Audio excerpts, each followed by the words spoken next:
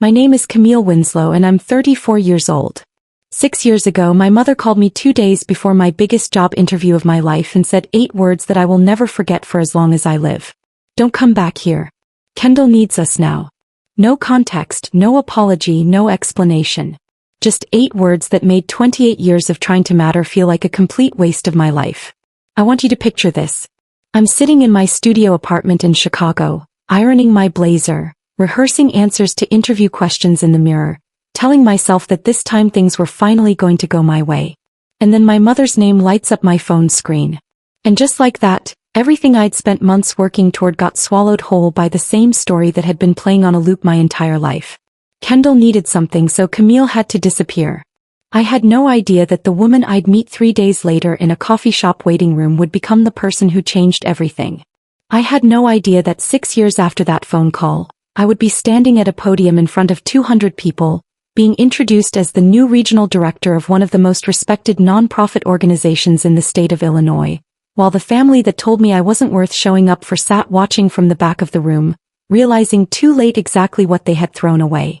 But before I get to that moment, I need to take you back to where it all started. And if this kind of story hits close to home for you, if you've ever been the one who got pushed aside so someone else could shine, please take a second to subscribe and turn on notifications. I promise you this one is worth staying for. It was a Tuesday in October. I remember it so clearly because I'd been awake since 4 in the morning running through interview prep notes I'd printed and highlighted 3 different colors. The position was program director at the Lakeview Community Foundation, a mid-sized nonprofit focused on workforce development for underserved communities in Chicago. It wasn't a flashy title, but to me it was everything. I'd spent 5 years grinding through entry-level coordinator roles, taking on extra projects nobody asked me to take, staying late when everyone else went home, building a reputation as someone who showed up and delivered. This interview was the first time I felt like all of that work was actually about to mean something. My blazer was pressed. My portfolio was printed and bound. I'd even bought new shoes. I was ready. And then my phone rang. Mom's name on the screen shouldn't have made my stomach drop the way it did. But my body already knew the pattern even when my brain refused to accept it. Hey Mom. I tried to keep my voice light. Camille. Her tone was flat in that particular way that meant she'd already made a decision and was only calling to inform me, not to discuss it. We need you to come home this weekend. I almost laughed. Mom, I have my interview on Thursday. I've been preparing for this for months. She exhaled slowly like I was already exhausting her. I know about your interview. But Kendall's situation has gotten worse and your father and I need to be with her right now. We need you here too. Kendall's situation. That was what we called it in our family. A soft, vague phrase that had been used to justify canceling on me, overlooking me and choosing her over me for the better part of a decade. Kendall was 31, 2 years younger than me, and she had a gift for falling apart at the precise moment when something important was happening in my life. I don't say that to be cruel. I say it because after enough years of watching the pattern repeat, you stop being able to call it coincidence. Mom, I said carefully, what's actually happening with Kendall right now? She and Derek had another fight. Your sister is a mess. She needs family around her. I gripped the edge of my ironing board. Mom, her boyfriend drama has been going on for 2 years. I cannot cancel my interview for this. The silence on the other end of the line was the kind that had weight to it. Then my mother said it. Don't come back here then. Kendall needs us now. And if you can't show up for this family, then don't bother showing up at all. The line went dead. I stood in my apartment holding my phone, staring at my freshly pressed blazer hanging on the closet door, and I felt something I hadn't let myself feel in a very long time. Not sadness. Not anger. Something quieter and more final than either of those things. Like a door closing from the inside. I wish I could say that call was an isolated incident, a bad day, a miscommunication. But the truth is it was just the latest in a series of moments that had been telling me the same thing my entire life. I was the acceptable loss. The daughter who could be moved around to make room for Kendall's needs the way you rearrange furniture to make a room look bigger. My college graduation was the first time I remember feeling it with absolute clarity. I'd put myself through 4 years at DePaul University on a combination of scholarships, financial aid, and a part-time job at a campus library that had me shelving books until 11 o'clock at night twice a week. I graduated with a 3.8 GPA and a degree in public policy. The ceremony was on a Saturday morning in May. My parents had confirmed they were coming. I'd reserved 2 seats. I walked across that stage and scanned the auditorium the way every graduate does, looking for the faces of the people who were supposed to be proud of you. Their seats were empty. They arrived 40 minutes after the ceremony ended, still in the parking lot when I found them, my mother fussing with a gift bag, my father checking his phone. "We got a late start," my mother said, as if that explained it. "Kendall had a rough night. We had to make sure she was okay before we left. 4 years of work. One moment I couldn't get back. And Kendall had a rough night." Then there was the time I got my first real promotion, coordinator to senior coordinator, the kind of small step up that feels enormous when you're early in your career.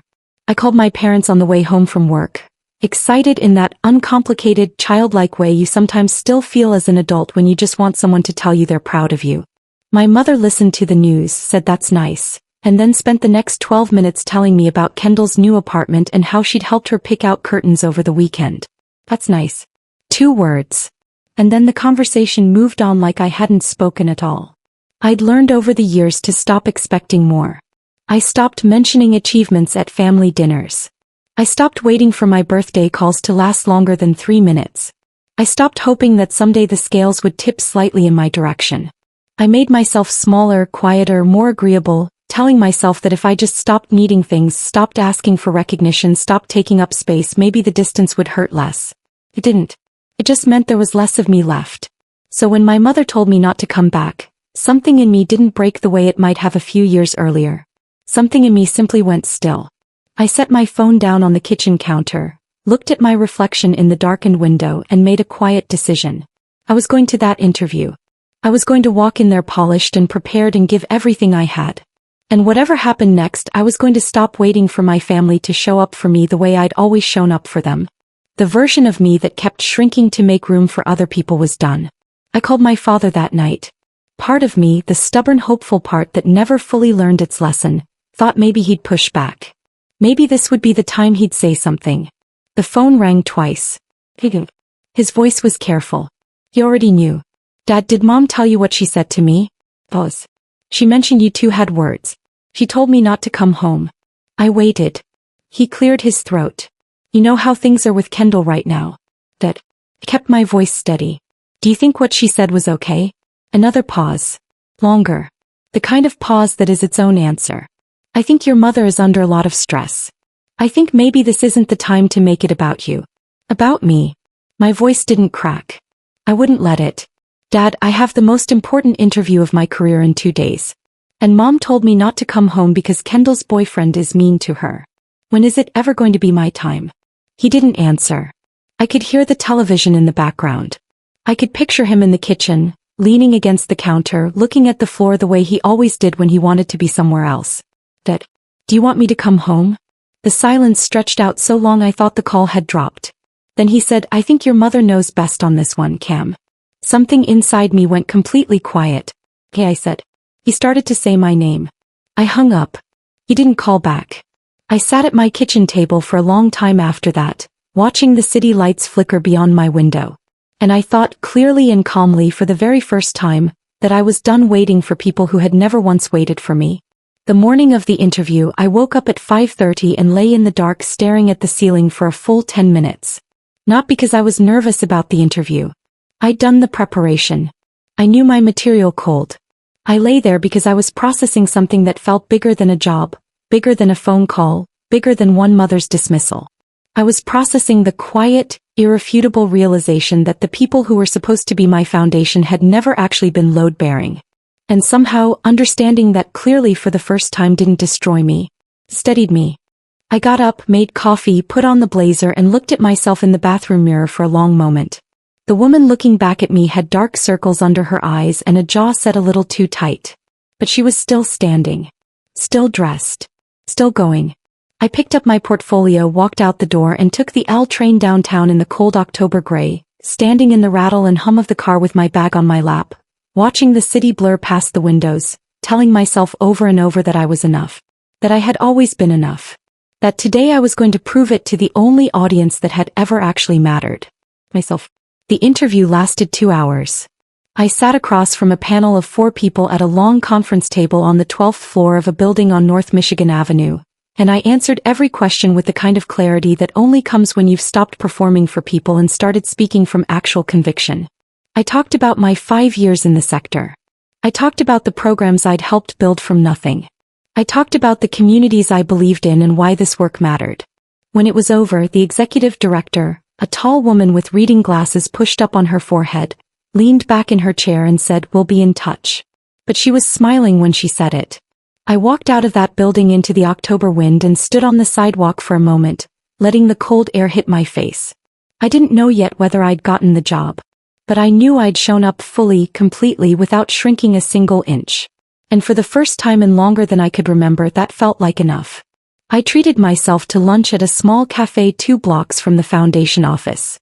A window seat, a bowl of soup, a cup of coffee I actually sat down to drink instead of gulping on the way somewhere. I watched the people moving on the street outside and felt something unfamiliar and fragile settling in my chest. A kind of tentative lightness. Like the first breath after a long time of holding one in. My phone stayed silent the whole afternoon. No call from my mother checking how the interview went.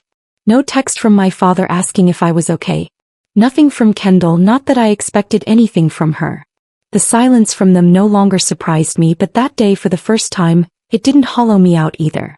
It just confirmed what I'd already decided sitting at my kitchen table the night before. I was on my own. And I was going to be fine with that. The call came 4 days later on a Friday morning. I got the job. Not the program director role I'd applied for, actually something slightly different.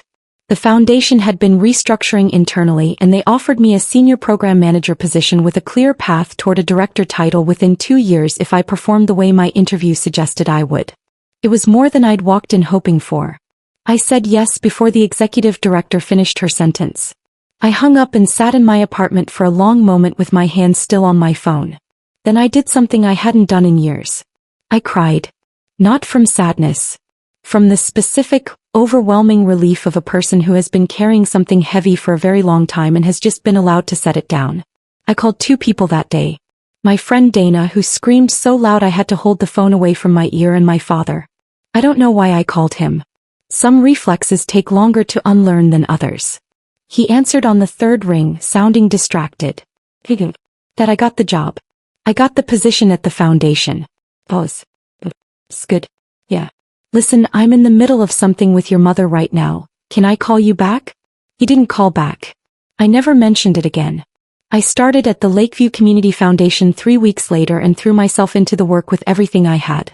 The organization ran job training programs, financial literacy workshops, and reentry support services across 4 neighborhoods on the north and west sides of the city. The work was relentless and underfunded and occasionally heartbreaking, and I loved every single day of it. I was good at it in the way you're only good at things that genuinely matter to you. Within 6 months my director was giving me projects that were technically above my grade level. Within a year I was being pulled into strategic planning meetings. Kept my head down. I kept delivering. And slowly, steadily I built something real. I didn't speak to my mother for 4 months after the phone call. When she finally reached out, it was a text message that said simply, "Hope you're doing well." 3 years of being treated like an inconvenience, summarized in 5 words with no punctuation and no apology. I stared at it for a long time, then typed back, "Fine, thanks," and left it at that. We fell into a distant, transactional kind of contact after that. Holidays acknowledged with brief texts. Birthdays marked with a phone call that lasted under 5 minutes. A relationship maintained at the exact temperature required to keep it from becoming a crisis, but nothing more. Kendall and Derek broke up eventually, which I only found out because my mother mentioned it in passing 6 months after it happened. Kendall had started seeing someone new. Kendall had joined a gym. Kendall was thinking about going back to school. The newsletter of my sister's life continued to arrive in my mother's conversations, detailed and enthusiastic, while the subject of my own career, my own apartment, my own steadily building life, was treated like a footnote. I stopped flinching at it. Eventually I stopped noticing. It was about 8 months into my new job when I met Loretta Vance. I was sitting in the waiting area of a small insurance office in Wicker Park, waiting for an appointment to sort out a benefits question that had been incorrectly processed during my onboarding. The waiting room was the kind of beige fluorescent-lit space designed to make you feel faintly punished for being there. Stiff chairs, a side table with magazines from 4 months ago, A water cooler that made an unsettling gurgling sound every few minutes. The woman sitting 2 seats down from me was in her mid-60s, with silver-streaked natural hair pulled back neatly, reading glasses on a beaded chain around her neck, and the particular posture of someone who had spent a long time being the most competent person in any room she walked into. She was reading a physical newspaper, actual paper folded precisely in half, in a way that made the waiting room feel slightly more dignified just by association. She noticed me looking at my phone with an expression that must have been readable because she said, without looking up from her paper, "They always say 15 minutes and they always mean 45. I laughed before I could help it. Is it that obvious? She looked up and smiled. You have the face of someone doing the math on how long they can be annoyed before it becomes unreasonable. She folded the paper and set it in her lap. Loretta Vance. Camille Winslow. What brings you in? Benefits nightmare. She nodded knowingly. I used to run an HR consultancy. Benefits nightmares were my entire professional existence for 20 years. That was how it started. We talked for the full 40 minutes before either of us was called back. She asked what I did, and when I told her about the foundation, she leaned forward slightly with the alert, focused attention of someone who was genuinely interested rather than just politely filling time. She asked smart questions. She listened to the answers completely, not the way people listen when they're just waiting for their turn to speak again, but the way people listen when they actually want to understand something. It had been a long time since someone had listened to me like that. When my name was finally called, I stood up and gathered my bag. It was nice to meet you, Loretta. She reached into her purse and produced a business card with the practiced ease of someone who had handed out thousands of them. Loretta Vance, organizational strategy consultant, retired. A phone number and an address in Lincoln Park. If you ever want to talk shop over coffee, she said, I know the nonprofit sector better than I'd like to admit. Call me. I took the card. I almost didn't. I wasn't the kind of person who followed up on chance encounters. I'd spent so long making myself small and undemanding that reaching out to someone new felt presumptuous, like I was asking for something I hadn't earned. But something about the way she'd asked those questions, the way she'd looked at me like my work actually meant something, made me tuck the card into my wallet instead of my coat pocket where it would have been thrown out with the receipts. I didn't call her that week or the week after. But 3 weeks later, sitting at my desk after a particularly grueling grant report, feeling the specific loneliness of someone who has built an entire professional identity but has no one in their personal life who understands what any of it actually costs, I opened my wallet, found the card, and sent a text. This is Camille from the insurance waiting room. I took you up on the coffee offer if it still stands. She replied in under 2 minutes. It absolutely does. Thursday at 10. I know a place on Armitage. And just like that, without ceremony or fanfare, the thing that would change the entire direction of my life had already begun. The coffee shop on Armitage was the kind of place that had clearly been there long enough to stop trying to impress anyone. Mismatched chairs, exposed brick, a chalkboard menu with half the specials rubbed off. The kind of place regulars treated like a second living room. Loretta was already there when I arrived, sitting at a corner table with 2 cups waiting, which told me something about her before she even opened her mouth. She had been early enough to order for both of us. That was the kind of person she was. Someone who prepared. Someone who thought ahead. Someone who made room before you even asked for it. We talked for 3 hours that first morning. What started as coffee shop conversation about the nonprofit sector turned into something else entirely. Something more honest and more searching than I'd planned on. She asked me about my work with a specificity that made it clear she wasn't making conversation. She wanted to understand the actual mechanics of what I was building. She pushed back on 2 of my program strategies in a way that was direct without being dismissive, and when I pushed back on her pushback, she smiled like I'd done exactly the right thing. I don't need you to agree with me, she said. I need you to think clearly. Those are different things. By the time we left, I'd told her more about my professional ambitions than I'd told most people I'd known for years. There was something about her attention that made honesty feel like the obvious choice. She wasn't collecting information about me. She was actually listening to it. Before we parted on the sidewalk, she said, "Same time next week?" And I said yes without hesitating. That became our rhythm. Thursday mornings, the corner table, 2 cups already waiting. Over the weeks that followed, I learned that Loretta had spent 20 years building and running an HR and organizational consulting firm before selling it and semi-retiring in her early 60s. She had a husband named Gerald who taught high school history and made, by her account, the best jerk chicken in Lincoln Park. She had 2 sons, one in law school in D.C. and one working as an architect in Chicago named Theo, who she mentioned occasionally with the particular mix of pride and exasperation that only parents of adult children seem capable of producing. She had a network in the city that spanned sectors and decades, and she had chosen, for reasons I didn't fully understand yet, to invest her Thursday mornings in me. About 6 weeks in, she looked at me over the rim of her cup and said, "You carry yourself like someone who's been told their ideas are too much." I set down my coffee. "What do you mean?" "You apologize before you finish sentences," she said. "You qualify your own expertise like you're afraid of being caught believing in yourself. Where does that come from?" I sat with the question for a moment. "It's a long story." She leaned back in her chair. "I have nowhere to be." So I told her. Not everything, not in one sitting, but enough. I told her about the phone call, about the interview morning, about the years of being the daughter who could be safely deprioritized. I told her about my graduation ceremony and the empty seats and my mother's explanation delivered without apology. I told her about my father's silence. I watched her face as I talked, and what I saw there wasn't pity. It was recognition. Like someone reading a map of terrain they had studied for a long time. When I finished, she was quiet for a moment. Then she said, "I worked with a lot of executives over the years. The ones who struggled most weren't the ones who lacked ability. They were the ones who'd spent so long being told they were secondary that they'd stopped being able to see themselves as the main character of their own story." She looked at me steadily. "You are not secondary, Camille. You were just raised by people who needed you to believe you were." Those words landed somewhere deep and quiet inside me and stayed there. I didn't respond immediately because I didn't know how to.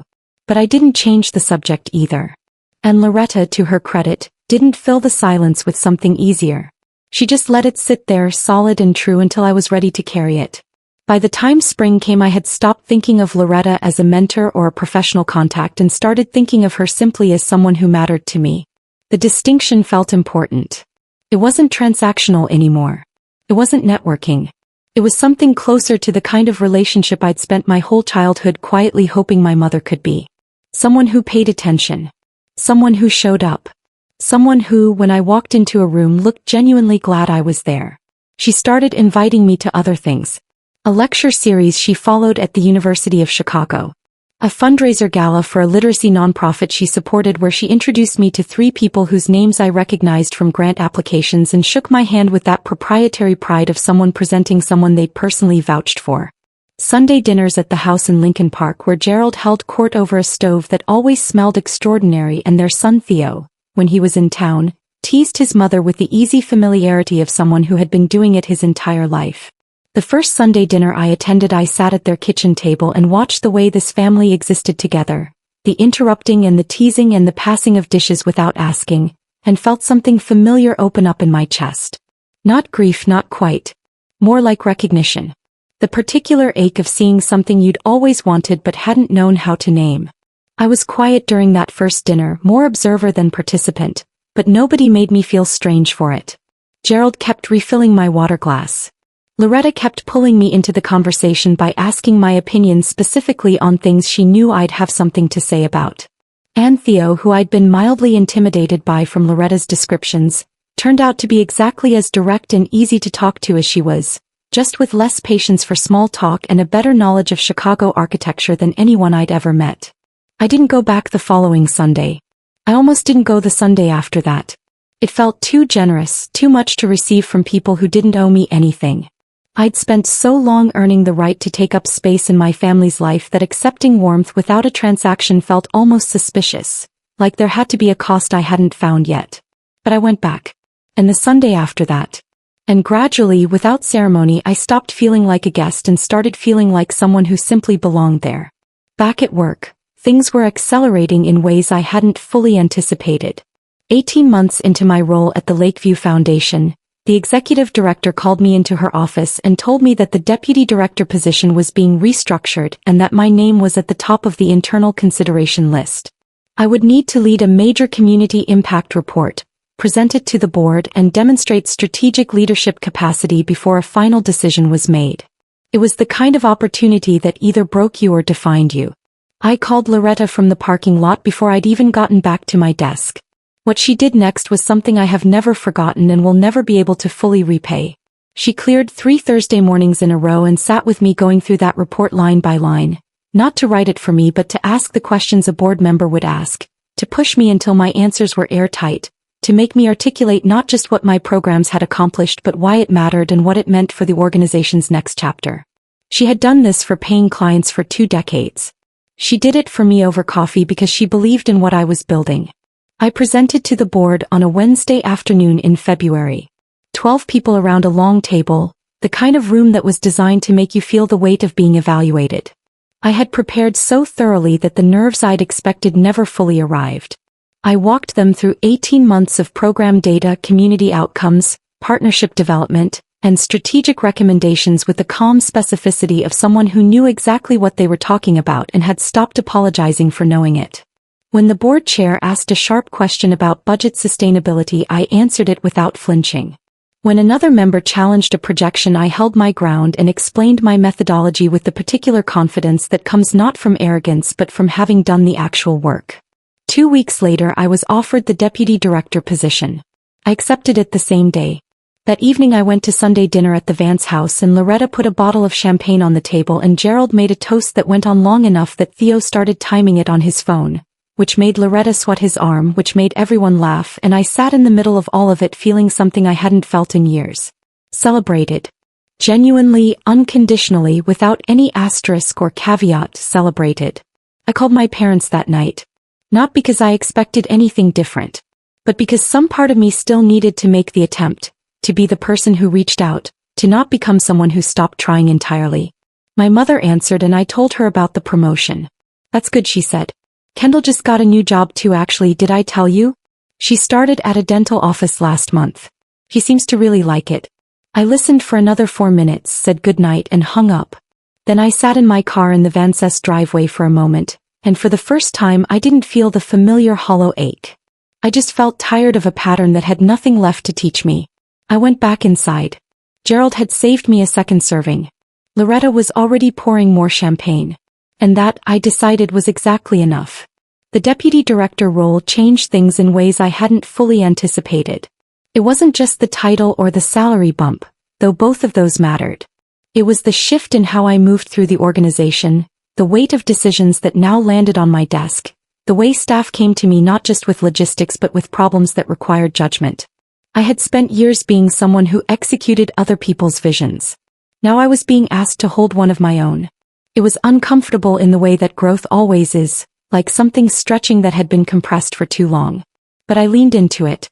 Every single day I leaned into it. Loretta noticed the change before I did. About 3 months into the new role, she looked at me across our Thursday morning table and said, "You've stopped apologizing before your sentences." I hadn't even realized it. She smiled. Good. It was about time. Theo and I had been circling something for almost a year before either of us said anything directly. It started as the easy familiarity of 2 people who saw each other regularly at a shared table, the kind of friendship that develops through accumulated Sundays rather than any deliberate effort. He was thoughtful in a quiet way, the kind of person who listened more than he talked but whose opinions when they arrived were worth waiting for. He asked real questions. He remembered answers. He had Loretta's directness without her polish, rougher around the edges in a way that I found easier to trust than charm. The first time he drove me home after a Sunday dinner, neither of us made anything of it. My car was in the shop. It was on his way. The second time it happened, we talked in the parking lot of my building for 40 minutes before either of us noticed how much time had passed. The third time he texted me the following Tuesday for no particular reason, just a photograph of a building facade he'd passed on a job site that he thought I'd find interesting because we talked about adaptive reuse projects once 3 months earlier and he'd remembered. I stared at that text for a long time. Then I smiled and typed back something about the roofline and we went from there. I told Loretta before anyone else. We were at the coffee shop, a Thursday in early spring, and I mentioned somewhat carefully that Theo and I had been talking more. She looked at me with the precise expression of someone who has been waiting for a specific sentence and is relieved it has finally arrived. I had a feeling, she said. I started to speak. She held up one hand.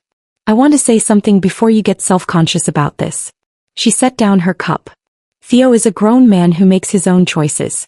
I am his mother and I love him, but I am telling you as your friend, not as his mother, that the two of you make a particular kind of sense. The kind that's hard to manufacture and foolish to ignore. Don't make it complicated, Camille. Just let it be what it is. I let it be what it was. By summer, Theo and I were spending time together outside of Sunday dinners and outside of the orbit of his parents entirely. We went to a concert at Millennium Park on a hot July evening and sat on the lawn in the dark and talked until the crowd had almost entirely cleared out. We disagreed about 3 things and agreed about 12 others, and at the end of the night when he walked me to my door he said, "I like how you think. Not what you think. How?" I went inside and stood in my kitchen for a moment, just absorbing the particular feeling of being understood by someone who had been paying enough attention to notice the difference. Gerald, when he figured it out, pretended to be surprised for approximately 4 minutes before abandoning the performance entirely and telling Theo it was the best decision he'd made since switching to a better coffee brand. Loretta said nothing, just looked at me at the next Sunday dinner with a quiet expression that meant everything. It was around this time, about 2.5 years after I'd first met Loretta in that waiting room, that she brought up something I hadn't thought about since she'd first hinted at it in passing. We were sitting on her back porch on a Sunday afternoon in September, Gerald and Theo inside watching a game, the backyard going golden in the late afternoon light. She asked me how I was feeling about the Winslow family, which was what she'd taken to calling them gently when the subject came up. Not my family. The Winslow family. A distinction I'd never asked her to make but had quietly noticed every single time. I told her the truth. That I'd stopped feeling angry and started feeling something more like indifferent, which felt healthier but also strange, like finally putting down a piece of furniture you'd been moving from apartment to apartment for years without ever using. She nodded. Then she said something that caught me off guard. "You know, there are ways to make what we are to each other official." I looked at her. She continued carefully. "Not because it needs a document to be real. It's already real. But because sometimes having the document matters. For things like next of kin. For records. For the moments when the world asks you to prove what your heart already knows." I understood what she was saying. I just needed a moment to let it fully land. "Loretta," I said finally. She met my eyes. "Are you and Gerald asking what I think you're asking?" She smiled. "Gerald cried when I told him I was going to bring it up. So yes. I think we are." I didn't say anything for a moment. I looked at the yard, at the garden she'd been tending all summer, at the house where I'd eaten more Sunday dinners than I could count, at the window where I could hear Gerald explaining something to Theo in the emphatic tones of a man who feels strongly about football. Then I looked at Loretta, this woman who had sat down next to me in a beige waiting room, and decided I was worth her Thursday mornings. I said yes. She squeezed my hand and said, "We were hoping you would." The legal process took several months. There was paperwork and a court date and a judge who looked at the 3 of us over his reading glasses with an expression that managed to be both official and kind. When it was finalized, I was legally Camille Vance. I kept Winslow professionally because it was on 5 years of published program work and grant reports, and I'd earned it there. But on paper, in the ways that mattered to the world, I had a family that had chosen me back. I didn't tell my biological parents. I didn't feel I owed them the information. But the way news travels in families, even estranged ones, I knew it was only a matter of time before they found out. What I didn't anticipate was the specific route it would take or the timing of it, which turned out to be almost engineered for maximum impact by a universe that apparently had a sense of narrative. 4 months after the adoption was finalized, the Lakeview Community Foundation announced internally that I was being considered for the regional director position, the top operational role in the organization's expanded 5-state program network. It was a new position created as part of a strategic growth initiative, and if I got it, it would be the largest role the foundation had ever offered.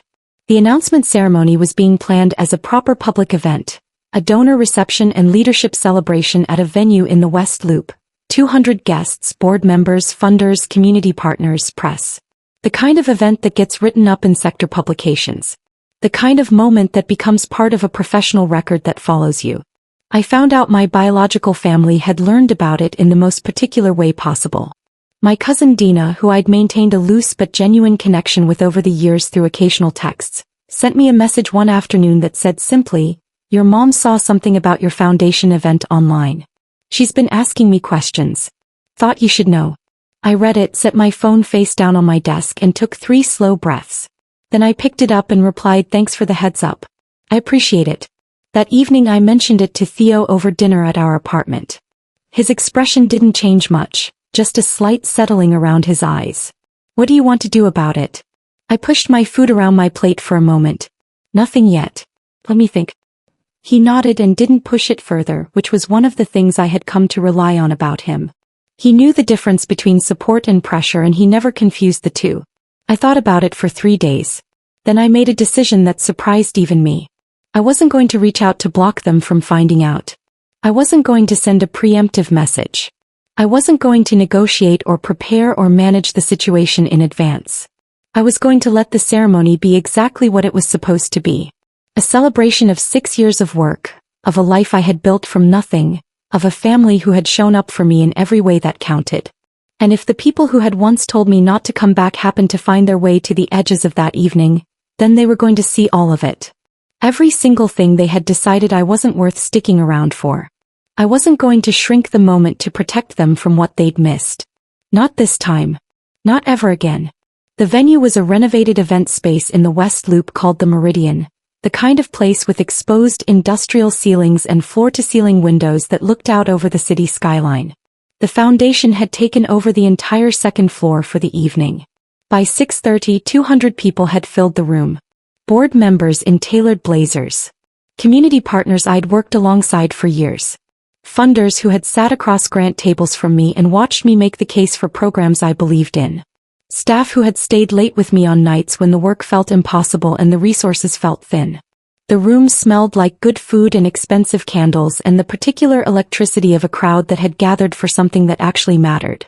I stood near the entrance with Theo for the first 20 minutes, greeting people as they arrived, accepting congratulations for a title that hadn't been formally announced yet but that everyone in the sector had apparently already heard about through the particular osmosis of professional networks. I was wearing a deep burgundy blazer over black trousers, the kind of outfit that said this is serious without saying I'm trying to look serious. Loretta had helped me pick it out. She had very strong opinions about what a woman should wear to the moment she'd been working toward for 6 years. Gerald and Loretta arrived together at 6:45. Gerald in a dark suit that I suspected Loretta had laid out for him, Loretta in a deep green dress that managed to look both elegant and completely effortless. She found me immediately in the crowd and crossed the room with the unhurried purpose of someone who always knows exactly where she's going. She put both hands on my shoulders and looked at me for a long moment without saying anything. Then she said, "You built this. Every single piece of it. Don't forget that tonight." I nodded. She hugged me and went to find Gerald, who had already located the appetizer station. The program was scheduled to begin at 7:30. By 7 the room was full and loud with the particular energy of people who were genuinely glad to be somewhere. I moved through the crowd the way you learn to at events like this, stopping, connecting, listening, remembering names, asking the follow-up question that shows you were paying attention the last time. I was good at this now in a way I hadn't been when I started. The work had taught me how to be present in a room. How to make people feel seen without losing the thread of where you were going.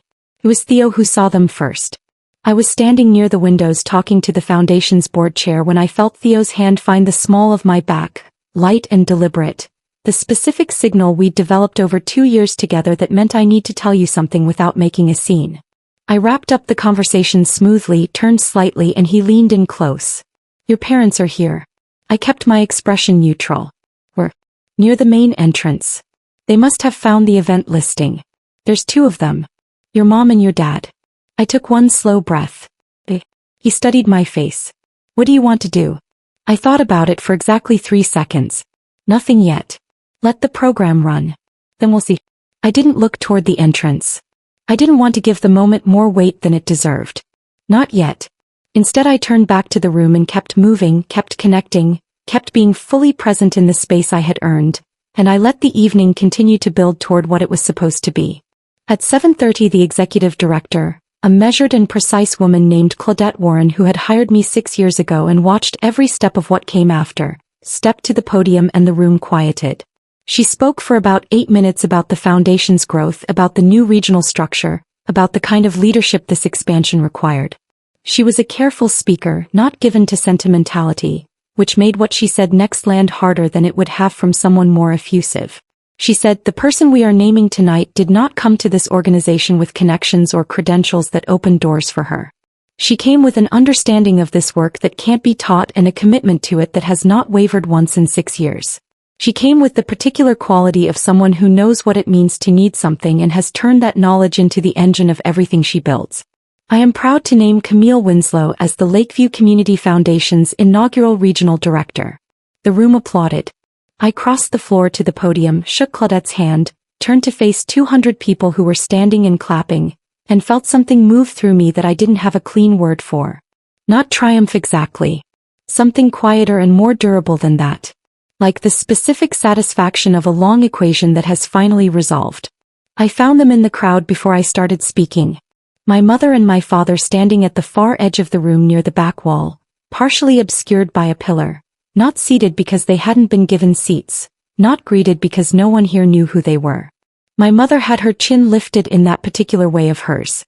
My father stood slightly behind her with his hands in his pockets and the expression of a man trying to figure out where he fits in a room that was not built with him in mind. I held their gaze for exactly one beat. Then I looked back at the room and began to speak. I thanked Claudette and the board.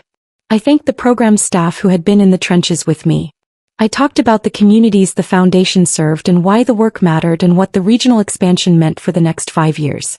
I was specific and clear and I didn't rush any of it because I had earned the right to take up exactly the amount of space the moment required.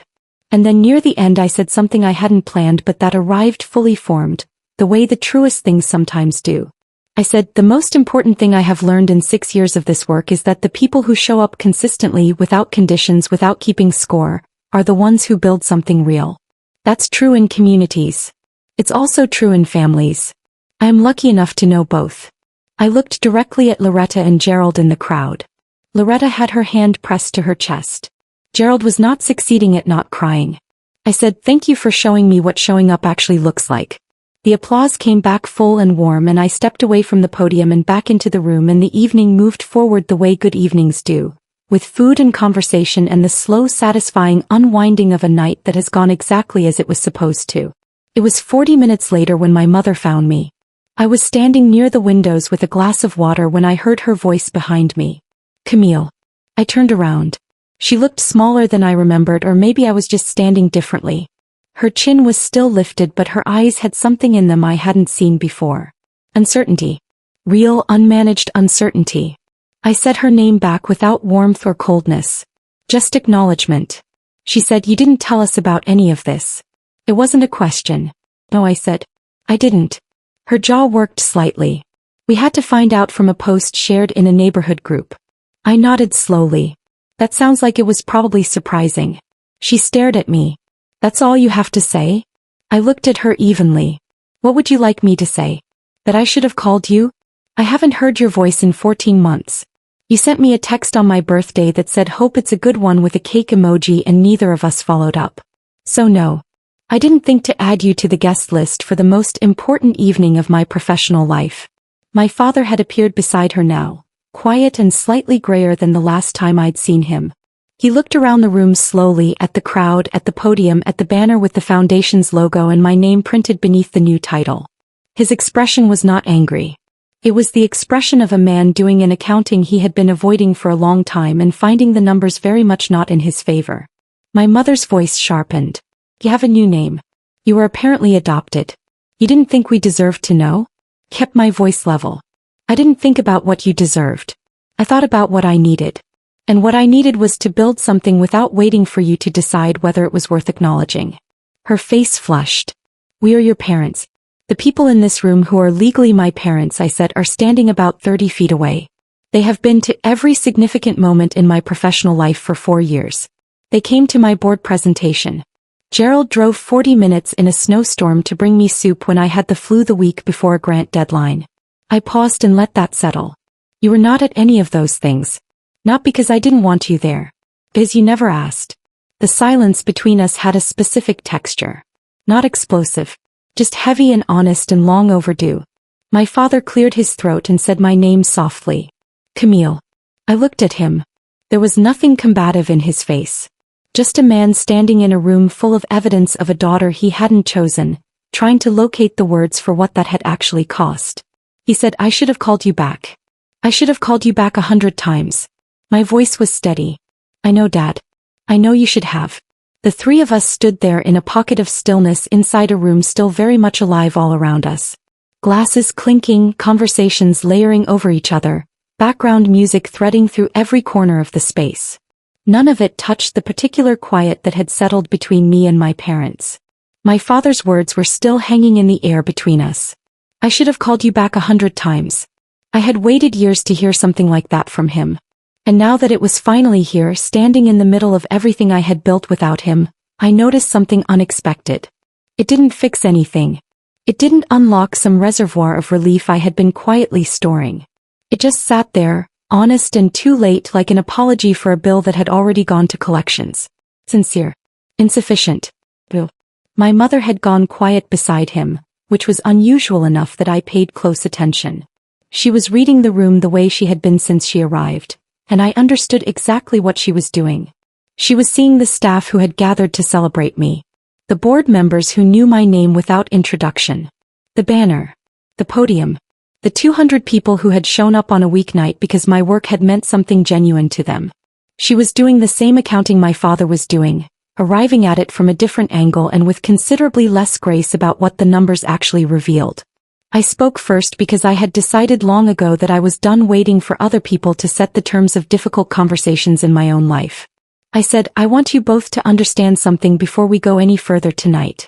Not because I need you to agree with it. Just because it is true and I have never said it clearly to your faces. She looked at me. He looked at me. I said, I don't hate you. I want to be honest about that because I think you came here expecting anger and I am not going to give you that. What I have is something more specific than anger. I looked at my mother first. I have 28 years of evidence that I was never going to be enough on my own terms. Not unless I was useful to Kendall's story. Not unless I was invisible enough not to cause friction. I have evidence of that in graduation seats that were empty and phone calls that redirected to my sister inside 2 minutes and one very specific October morning when you told me not to come back because Kendall's boyfriend had made her cry. My mother opened her mouth. I kept going steadily. I am not saying this to punish you. I am saying it because for a long time I genuinely thought it was about me. I thought if I worked harder or stayed quieter or asked for less, the scales would eventually tip. I believed that completely. And it took years of Thursday morning coffee and a woman named Loretta Vance asking real questions before I understood that the scales were never going to tip. Not because I wasn't enough. Because they were designed that way from the beginning. I turned to my father. You were never cruel to me, Dad. I want to say that clearly. But do you understand that being the person who never intervened is its own kind of choice? Every time you cleared your throat and redirected. Every time you said you know how your mother is as though that fully explained it. Every time I called hoping you would say the one thing that made me feel like I mattered and you found a soft reason to end the call. That was a choice too. He nodded once, slowly, like a man accepting a sentence he knows is entirely fair. Loretta appeared at my shoulder then. Not intrusively. She materialized the way she always did when something needed steadying, with the quiet precision of someone who has spent decades knowing exactly when to enter a room. She looked at my biological parents without hostility and without performance. Just clear and direct and unhurried. He said, I am Loretta. I imagine you already know who I am.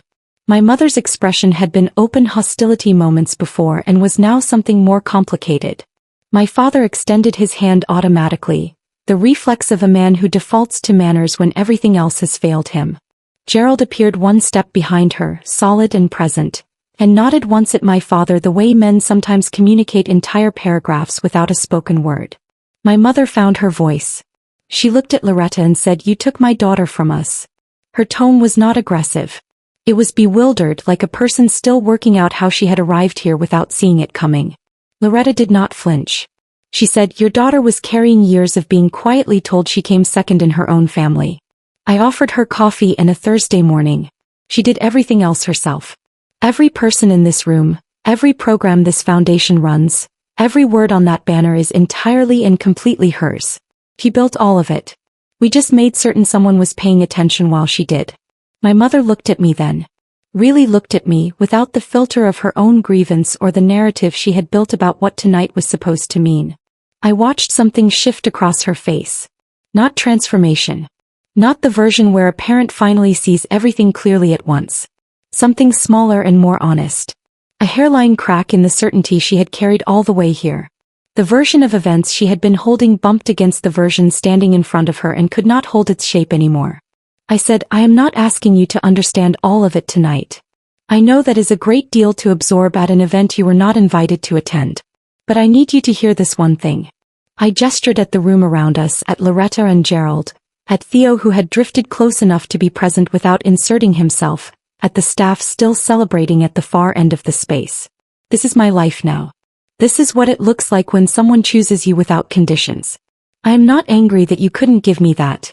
I genuinely am not anymore. But I am completely done pretending the absence of it cost me nothing. Cost me a great deal over a very long time.